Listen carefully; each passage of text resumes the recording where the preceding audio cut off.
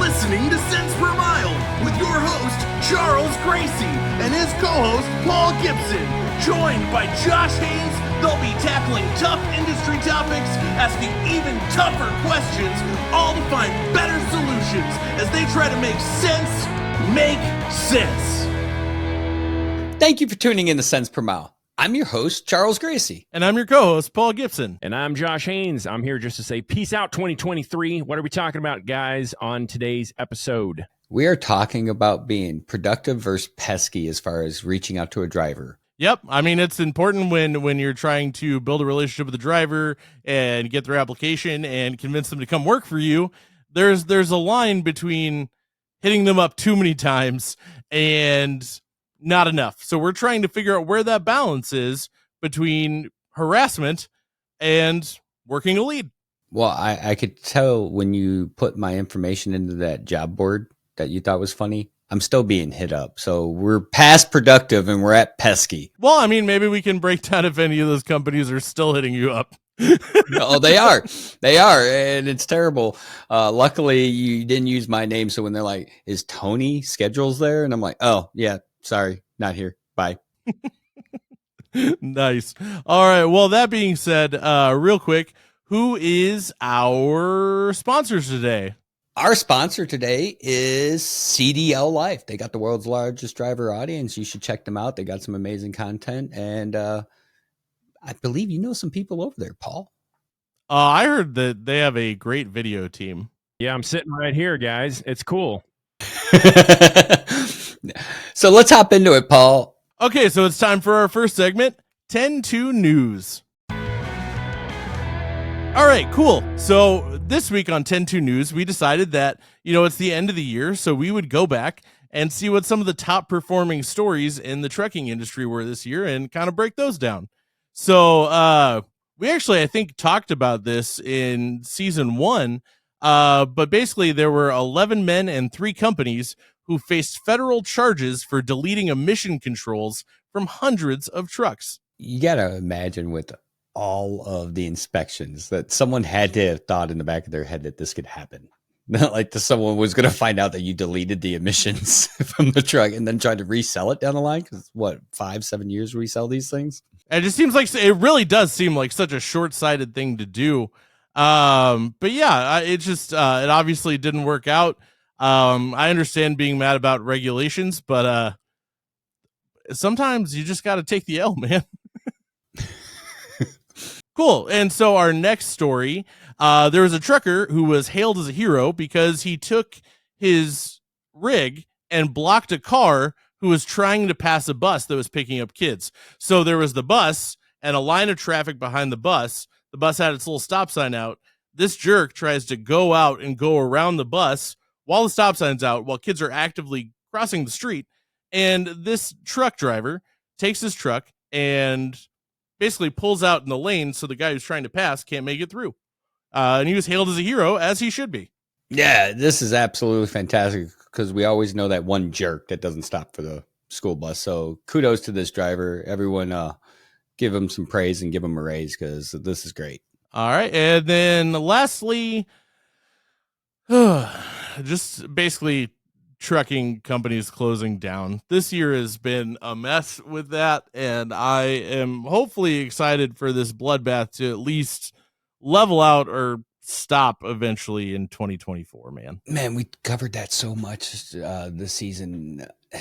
It's been terrible. These companies have been under a lot of added stresses. Some of them self-inflicted, some of them industry-inflicted. But I think you're still going to see some more of these because you got plate renewals, rate renewals, trucks coming in at a higher price point. I mean, I don't think we're out of the woods yet, Paul. I definitely don't think we're out of the woods. That's why I said at some point in 2024, I would like to at least see this, get, pretty at least leveled out and then maybe shifted in the other direction. One could hope. But speaking of the news, it's an election year, so we'll just see how that goes.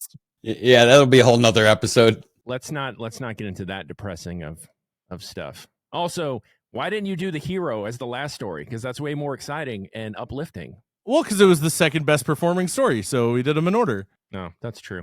All right, it's time to move on, gentlemen. We are going on to our next segment, which is Behind the Wheel. All right, so partnering with CDLLife, we get access to their audience. We get to poll drivers, so we get real opinions on real issues from real drivers. And this week, we asked the audience, how many times can a recruiter call or email you before you block them? So one time is what 32% of drivers said. So one time, you call them, you email them, blocked. 34% said 2 to 4 times. 6% said 5+, and then 29% surprisingly said, I never block recruiters. So it's almost, yeah. So it almost goes from like 1 to 2 to 4 to never. I mean, from a recruiting standpoint, the idea of never getting blocked, I'm not sure. I think we'd have to dive down that a little bit deeper, because I've seen a lot of them. I mean, there's certain platforms out there that make it easier for drivers to be bombarded with communications through in-app communications, and I see a lot of those get turned off. It's like Facebook messengers and stuff like that. They'll just block notifications because they get abused. Yeah, no, I get that for sure. And it's one of those things that's like, I don't know, man. I get a call from someone that I don't want to talk to 2 or 3 times trying to sell me something. I'm definitely blocking them. Like, I'm blocking that number. That's what I'm going to do. Sign you up for some extended car warranty job board to get you back. Dude, I already get those calls. Can't faze me.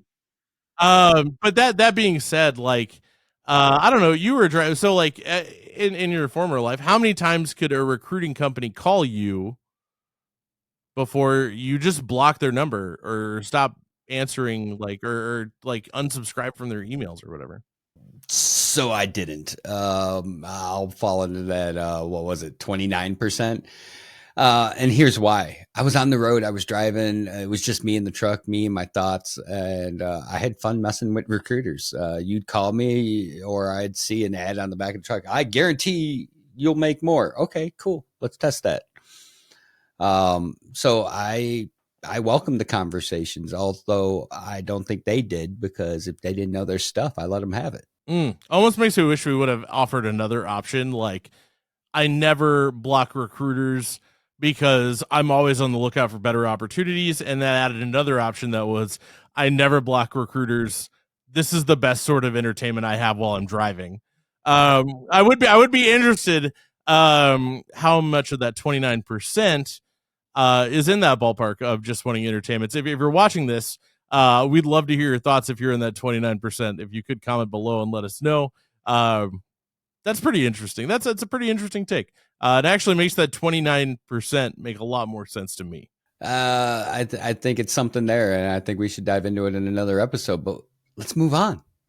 All right. So it's time for This Week in Recruiting. All right. So it's time for This Week in Recruiting, where we ask Charles, how's this week in recruiting?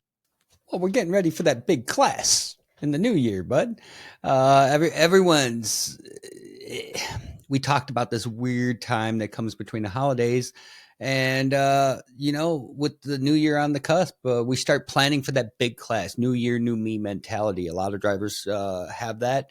A lot of people in general have that. So, as a recruiting department or as a recruiter, preparing for that as best as possible, making sure that you're up to speed, making sure all your processes are in place, making sure that everything is streamlined for a positive experience to start 2024 in the right direction.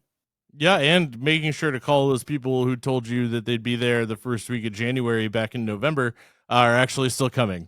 And all the things that they probably need to refresh and re-sign. But that being said, like, I know how I did it.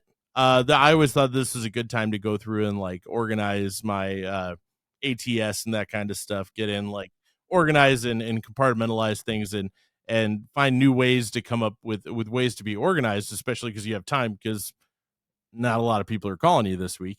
What do you do and your recruiters do to organize during this time? So I focus on our bones. Whether I was the recruiter or the president of Hot Seat Services, I have our team doing the same. We focus on that foundation. So it was refreshing your messaging, making sure it's not the same stagnant stuff that you've been using all year, checking your voicemails and spicing them up, changing them up, checking all your email templates and making new ones. It was always about refreshing. But also on the back end, management should be checking the processes, looking for areas of improvement. This is the time that you optimize, because come 2024, you want to be able to hit the ground running. And the best way to do that is by putting your best foot forward for that driver experience. That makes sense. I think those are a lot of good tools. I really like what you said about like optimizing, like, how you're presenting yourself too. I think this is a great time to resituate that, especially if you've been running with kind of the same vibe for the whole year. Yeah, new year, new me. It's not just the drivers, it's the recruiters, it's the companies. This is the time to take a fresh approach and put yourself out there. And I hope to see a lot of that out there going into the new year. I want to see people going out there and putting themselves out there, letting the drivers know that there's a person on the other side of the phone, there's a company culture, and these things being communicated properly. Yeah. And so with that too, and with next week's class usually being larger than the normal, or the week after, with New Year's being on Monday, I think this year. Is there anything that you do specifically to prep for that? Yeah, so messaging. I send out messaging. I have our team definitely out there having those conversations. We've talked about it in past episodes where sometimes drivers are out on the road. They're not always off on the holidays and stuff. So reminding them that, hey, this date, this is the holiday. This is what's happening. This is what you can expect, but also the messaging in general. It's a new year. That's something exciting in the messaging. I like to see people send out email blasts saying Happy New Year. This is what exciting news we have to share in 2024 in this case for you. Basically taking the opportunity to put yourself out there as a company and as a person and let them know what exciting stuff you have in store for them. Right on. Well, that being said, do you have any plans for the new year? I'm going to be up in Chicago, my old stomping grounds, visiting family and friends, and looking forward to it. Nice. How about you? Oh, me? Well, I'll probably continue my tradition that I've had the past few years. Is the kids usually fall asleep around 9, and I usually do too. New year, new Paul, not so much. Nope, same old thing. But right on. Well, it's time to go to a quick word from one of our sponsors. Hi, Brian. It's Gerald from Decent Transport. We got your application, and I wanted to talk to you about it. Hey, Brian. Hey, Brian. Hey, Brian. It's Gerald again. It's your boy, Gerald. Call me back. It's your favorite superhero. The city needs you. Brian, hey, it's Gerald. We had some additional questions about your applications, like why do you have a phone and you don't use it? Just call me back, man. Tired of leaving voicemails? Get drivers on the phone with CDLLife. Get started today.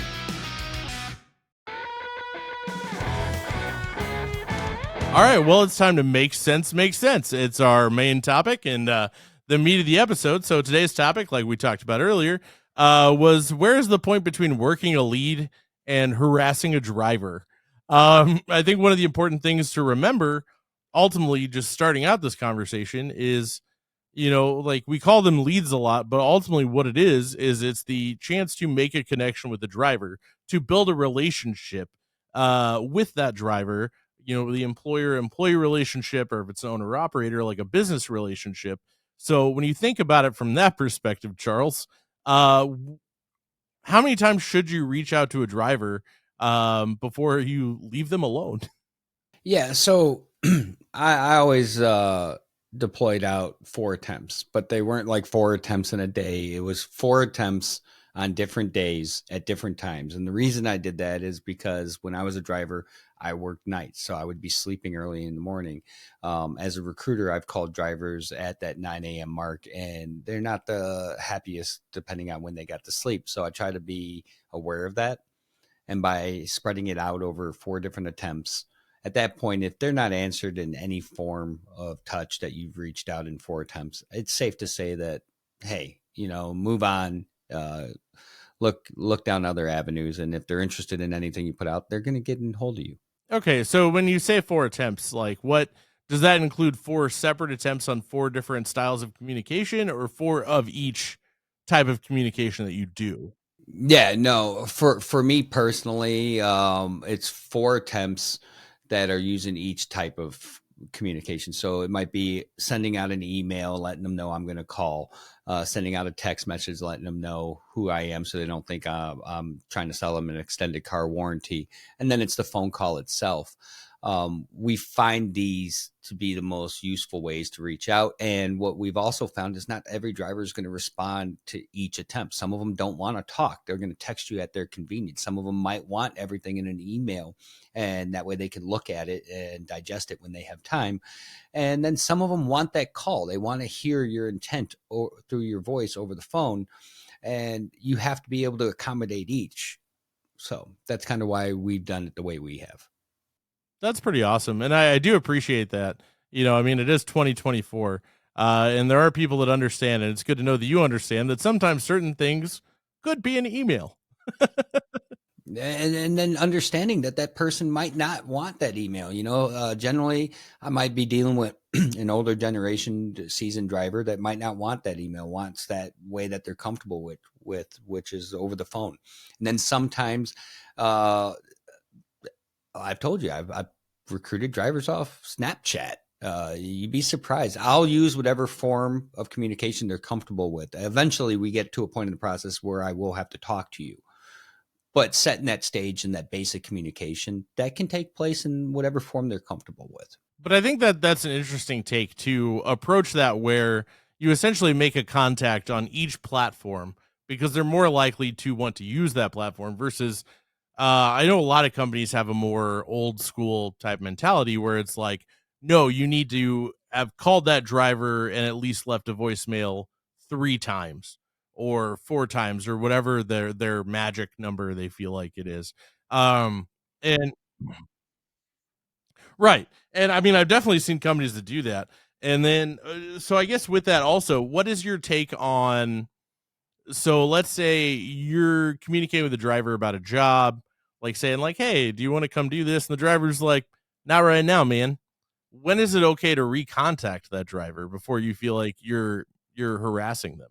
I think a safe bet on the conservative side would be to say when something's changed. If a recruiter's doing their job properly and the driver says, I'm not interested, they should be gaining information on why. Is it pay? Is it home time? What parameter are they not interested in, and categorizing it in their ATS? If you've done that job properly, when something's changed within that little box, then that's a safe space to go and reach out and let them know of that change. It also builds engagement over that. But if nothing's changed and you're constantly dripping marketing and texting the same driver with the same thing that they've clearly said they're not interested in, that's where you have to look internally and say, when's enough? Speaking of internally, who do we got in the passenger seat today? We got someone from that place called Hot Seat Services, where hiring drivers is their jam. I know these people. Welcome to the show, Christine Colley. Thanks so much. How you doing? It's nice to see you again, Charles. It's been a while. So you're the director of recruiting at Hot Seat Services. Hiring drivers is your jam. That's what you do each and every day. So we're talking about productive versus pesky as far as working a applicant and when's enough's enough. So with your experience, where do you draw that line in your opinion? So in my experience, I would tell you that that's going to vary driver to driver. If you're doing your job right as a recruiter, you're not just talking to that driver to find out what job he's looking for or what opportunity you may have that could fit that. What you should be doing is looking for the rest of the details from the driver. You want to know what's going on in his life. You want to build out that relationship. You want to figure out if he's a talker, if he's really, really busy, if his wife is in the hospital right now. All of that's going to determine how frequently you're reaching out to that driver. If you're still reaching out to the driver and you haven't contacted him, that's probably going to be a please don't harass the driver. Give him at least 24 hours in between each form of contact. I don't want anyone to call me every 2 hours. If I didn't answer you 2 hours ago, I'm probably still busy right now. I'll call you back. So you got to give them enough time to get to read your message, to see your message, to check their email, whatever their love language may be. You've got to give them the opportunity to get back to you before you just start poking them again. So that's interesting because we talk about using all the tools in your box. And that seems to be the approach you've taken to recruiting and communicating with the drivers, understanding that it is not a cookie cutter mold. Each driver is created differently and has different dislikes and likes, finding out what those are and then adjusting and pivoting to complement those. So when you're forming those relationships, a lot of them take place during that initial contact. So in your opinion, what would be too aggressive? Like what amount of attempts would be too much to be reaching out to a driver? Before I contacted him? Yeah, before a conversation took place. Before he's reached back out to me, I would probably max that out at 4. After that point in time, I've reached out in every avenue I know how to. Maybe he's busy. He'll get back to me if my message was engaging, if I gave him the opportunity to really get a gist for what I had available for him, if he feels like I can be a real resource, which all sits in my communication with the driver. If I've done my job right, he's going to call me back. So now I'm going to flip it to the other side. In your opinion, what would not be enough? Like at what point do you think it's wasteful that you haven't reached out a certain number of times? If I've only contacted a driver once a week right after he's first put in that inquiry, then I've failed as a recruiter because I'm not a reliable or consistent resource. If I've only reached out twice, maybe I sent one email and left one voicemail, I've failed that driver as his recruiter because I haven't given him the customer service he needs to feel like he can count on me to find a reliable and a viable option for him. So if I'm not reaching out at least every other day in that beginning, because timing is essential. They're reaching out because they need a job now, not because they need a job in 6 weeks. Now for our viewers, they all want that big orientation class, next week. So when we're talking about how to accomplish that in your communications, what are you putting out? Like, are you just putting out the basics like pay, home time, some kind of catchy phrase? What do you use to become that shiny object in the corner that someone's going to respond to? Well, you want to make sure that you're relaying back to them. If you've done your job right, you know if that driver needs to be home for the holidays. You're going to address what you can do to help make that happen. You're going to encourage communication between the driver and dispatch so that they're setting up realistic expectations and letting them know what they need. You're going to be encouraging that next step, but at the same time, you're also going to be personable and friendly. I want to make sure that I'm giving them personal greetings, wishing them safe and happy holidays. It's as much as a driver will tell a company that I don't just want to be a truck number, every driver should tell a recruiter I don't just want to be an opportunity to put someone in a truck. You need to build the relationship so that you're actually giving him the right opportunity that fits everything in his life, not just the fact that he needs income next week. So what I'm hearing is personalizing this and not making bulk messaging your only attempt to a driver. If the only difference in your email from one driver to the next is the name of the driver, you probably missed the mark. Nice. So, Christine, if a driver wanted to get a hold of you, how could they get a hold of you? You can go to hotseatservices.com. You'll have an inquiry in there. Give us all your details, and one of my guys will be reaching out soon to see how we can help you. That's awesome. Well, hey, thanks for coming on Cents Per Mile, and looking forward to hearing about your success in the new year. Looking forward to it. Thanks. Hot Seat Services has Rent-A-Recruiter. Wait! Hey Michael, have you heard that Hot Seat Services Rent-A-Recruiter service will place their staff in your organization similar to a temporary hire model? No way, what else does it do? Follow me, I have to tell everyone. They take leads in existing databases to put new hires into your business's trucks. Well, shiver me timbers! What else? Come on! Their model is more cost efficient because their recruiters are trained and can get your pipeline flowing easier and faster. No way. Anything else? No matter how many hires they make, it's a set cost per week, so the more they get, the better their client's cost per hire gets. Holy sh**. For more information and to find out for yourself, go to hotseatservices.com. All right, so it's time for On Location, where we go talk to somebody who's actually doing this out in the field. One of my favorite people, Brad Hackett, Nova Lines. Full disclosure, I have a picture of him in my basement. How we doing, Brad? Welcome to the show. Doing great. Super glad to be here. And full disclosure, I've got one of my favorite people in trucking, a picture of him as well for us today. So I don't feel so creepy now. We have pictures of each other. That's awesome. So, Brad, we're talking about working a lead versus harassing a driver, and you're in driver recruiting. You've been doing this for some time. What's some of the takes that you have on this? Yeah, want to make sure, again, building that huge rapport is so essential. As you make all those efforts to get that connection with the driver.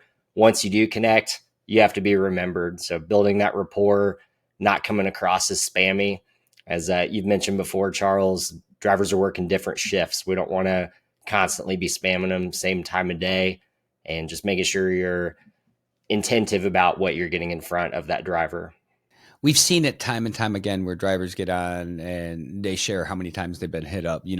I've joked in the past episode that Paul put me in a job board, and to this day, I'm still being hit up by the same people, even though I've identified I'm not a driver. They're still reaching out.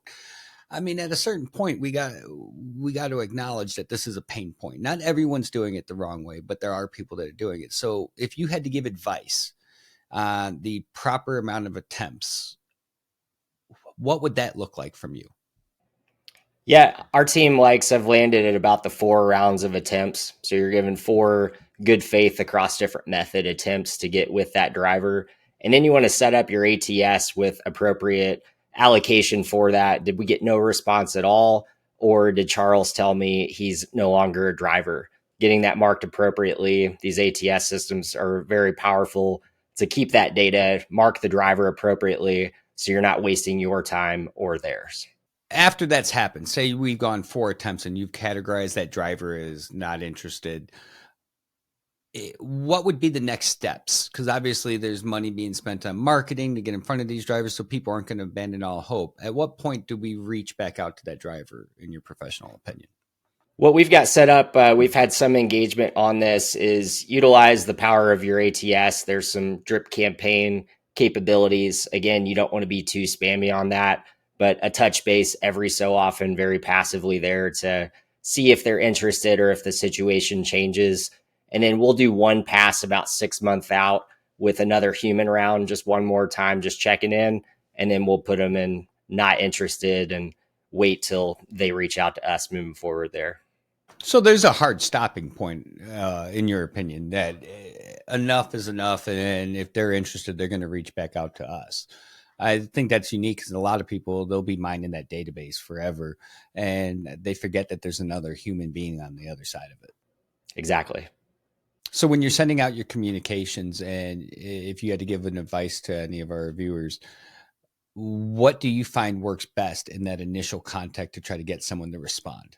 Making sure they know it's not a robot. So being real, making sure you're not coming across like that used car salesman trying to sell you an extended car warranty or something like that. So take that extra couple seconds to make it personalized, reference their previous experience, why you think they're going to be a good fit for your organization, and really know exactly what you're selling. So you're starting off that rapport with that driver as a real human being to human being connection, and not a spammy used car salesman trying to get insurance out of you. Nice. That's kind of how it felt after getting contacted by all those job board companies. Sorry, not sorry, by the way. You are not sorry at all, and I know better.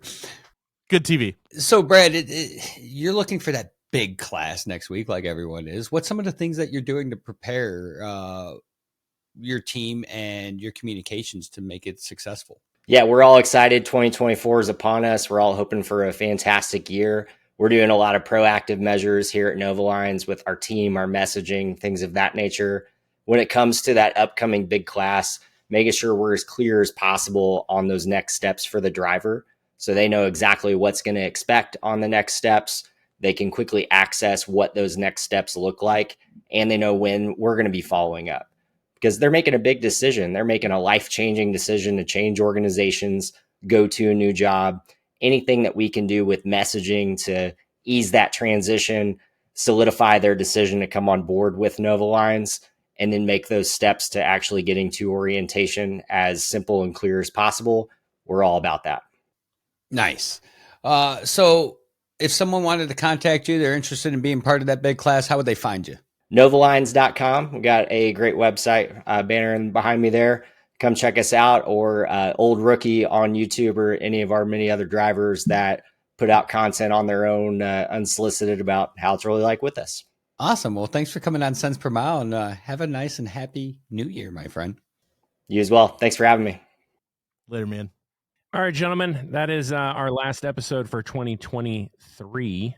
I know we're all looking forward to 2024, but I'm looking to get out of here. Let's end this episode, shall we? Thank you for tuning in to Cents Per Mile. Have a safe and happy New Year. I'm your host, Charles Gracie. And I'm your co-host, Paul Gibson. See you next year.